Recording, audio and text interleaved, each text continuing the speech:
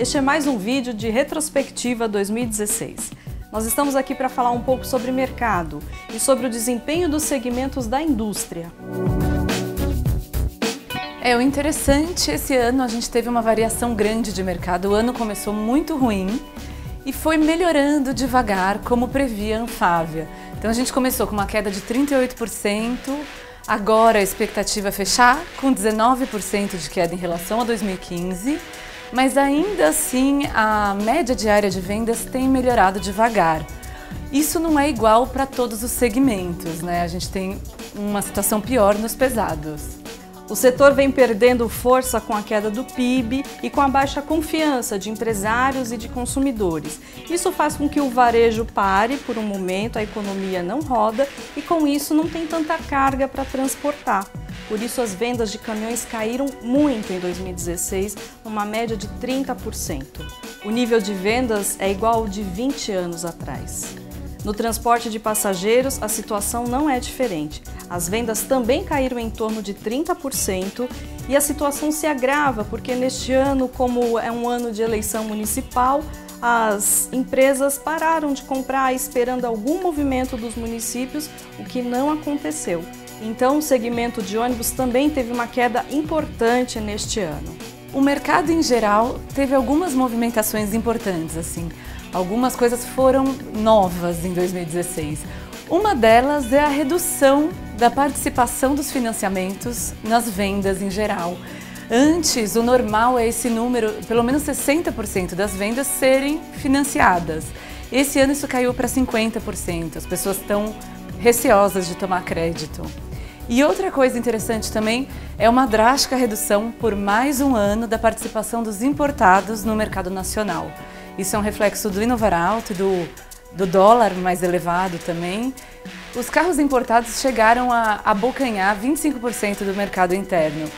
Esse ano, esse número deve ficar perto de 14%, então é uma redução importante.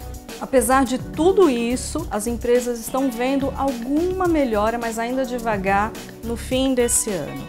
As empresas estão estimando aí uma queda de 25%, o que pode melhorar em 2017. Mas vamos ter que aguardar para ver se realmente isso vai se concretizar. Com esse cenário de mercado muito fraco, a produção despencou junto, né? Há alguns anos, quando a gente tinha recorde de vendas, os executivos da indústria projetavam uma produção, um mercado superior a 4 milhões de veículos esse ano e 2017. Isso definitivamente está muito distante e a gente tem uma produção de um pouco mais de 2 milhões de unidades prevista para esse ano. A situação não é diferente também para caminhões, para ônibus, que é o segmento pesado. A ociosidade das indústrias, das montadoras desse segmento, chegará a 70% este ano, que é muito alto, nunca antes visto na história do segmento no país. Isso causou uma série de problemas, principalmente o de demissões em massa em várias empresas, em vários polos industriais em todo o país. Esse cenário acabou favorecendo a exportação de veículos, que é o único aspecto positivo, o único dado positivo de toda a indústria esse ano. Houve um crescimento, o ano vai terminar com alta nas exportações para mais de 500 mil de unidades. Então, é uma meta já antiga da indústria de aumentar a venda de carros brasileiros no exterior e que, ironicamente, está sendo alcançada numa crise extrema no mercado interno. O cenário para 2017 ainda é uma incógnita, mas o que a gente já tem ouvido de algumas empresas, de alguns líderes do setor, é que 2017 poderá ser um pouco melhor que 2016. Isso com base num PIB que pode ser um pouco melhor, pode começar a se recuperar depois de 2 anos de retração. E em um ano tão conturbado, houve surpresas. Uma delas foram o anúncio de investimentos logo no fim deste ano por algumas montadoras.